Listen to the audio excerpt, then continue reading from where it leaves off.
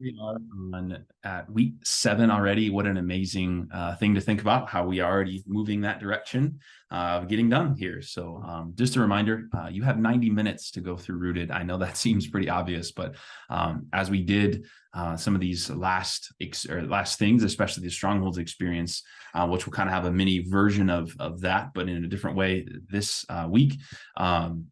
I kind of plan that out for like 2 hours because that's normally what we have. And so I know a lot of groups are running out of time. So make sure you keep that on your mind as you go through this week, knowing that you just don't have, the full 2 hours. So you have to kind of condense some things here.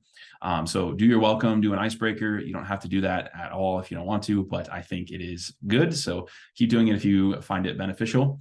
Ask if they've had any thoughts since the serve experience. I know not everyone has done that or will have done that by Wednesday.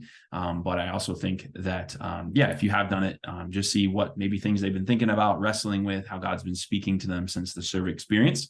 Have people share their story. Hopefully that's been going well. The introduction question for this week, there's a couple in the book that you can look at as well. But what is poverty? Who is my neighbor? Rooted talks about poverty in a brand new way that you've never thought about before. It's relational poverty. It's the fact that we're all on the same playing field. It's not that some person has more than others, and it's more about the fact that we're all bankrupt without God. And so, hopefully people can come through with a new understanding of that. And then who is your neighbor, of course, and what does that mean for us as Christians? The discussion here, continue to evaluate what works best, whether it's just asking what sticks out to you day by day, or looking at each day and thinking about any questions that people have already answered that you could ask to stimulate conversation. And then the hope here is that you're encouraging each member to find ways to serve and use those spiritual gifts in their lives, in the church, in their communities, all of that, because we've now talked about our purpose. We've now looked at spiritual gifts. We've now talked about why we serve and all of that. And so the hope is that of these last 2 weeks, we can really start to use these gifts and talents and make a difference in the kingdom of God and in the world around us. So please encourage people and challenge people to find a place to serve each week or each day, hopefully, in their lives. If you haven't sent this link out, I would encourage you to do so. This is kind of now moving into the next portion of the group meeting, but looking at spiritual gifts. Have people write down their top 3 to 5 spiritual gifts, and then you're going to have people share them. So ask the questions: what were your spiritual gifts? Did you agree with your spiritual gifts? Were there any surprises? And then what do you think God is calling you to do with these gifts? So for some people, when they answer that last question, it's like, well, I'm already using these spiritual gifts in my job or in my home or at the church. And that's great. It's kind of a reaffirmation of the things they're already doing. But this week might be a brand new revelation for some people to think, wow, I'm gifted in this way. What am I supposed to do with this? Like sometimes people have teaching or prophecy as one of their top gifts, and they're like, well, what am I supposed to do with that? And so this is a great chance for people to start wrestling with what that might look like and how they could do that in their day-to-day lives. And so you don't have to ask all of those questions if you don't want, but they are there for you. But go around each person, have them share their gifts, the top 3 to 5 gifts. Do they agree? How is God asking them to use them? And then here's where you might split up into males and females if you want, but that's really just a prayer of purpose. So now that you've gone through the prayer experience with them, you've gone through the serve experience with them, the Strongholds experience, and now that you've been in group with them for 7 weeks, maybe heard their story already, you get a chance to really pray over this person and that God would use them in a brand new way, these gifts and talents and this calling, this purpose, their story, their experiences, to use to bring redemption to the world, right? So you can split up if you want, because after you do the prayer of purpose, you're going to be hopefully asking about how things have gone since the Stronghold experience. So if you don't split up, you don't have to talk about that Stronghold experience specifically if you don't want to. But if you do split up into males and females, make sure you discuss that, hold each other accountable, speak new identity over them. But for the prayer of purpose, just pray for God's calling, purpose, use of the gifts that they found.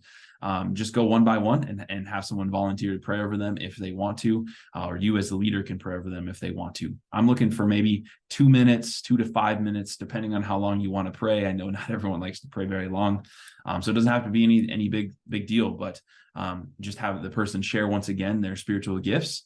and then just pray over each of those specifically. But again, now that you know this person, hopefully you can say, I pray that this person can use the gift of hospitality in their home life, with their family, with their workplace, whatever it may be, because you now know this person a little bit better. So if you want to split up, are the rooms that you can use. Justin's group in room 1, Kale's group room 2, Vanderlex and Shadox room 3, and Arlen and Kelly in room 4.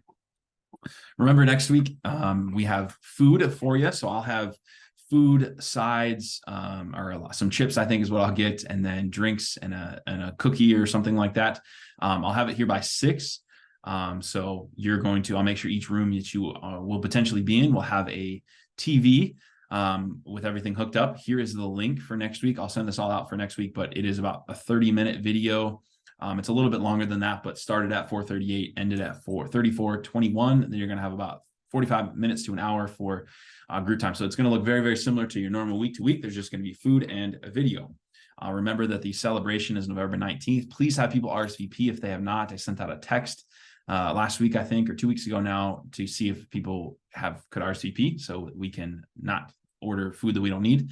And then again, please let me know if you are planning to continue on as the leader of this small group. If you are not planning to continue on, I'd love to figure out how we can continue on with that group, but just keep talking about what it looks like to continue on as a group. Remember, there's Rooted follow-up studies. There's other studies with Right Now Media that we have. There's other things that you can do to continue on as a group leader or as a group together. So yeah, if there's any other people that in your group that might be good for leading Rooted one day, please let me know that, because I'm going to start asking people to lead for the spring and going forward. So I think that's all I have for this week.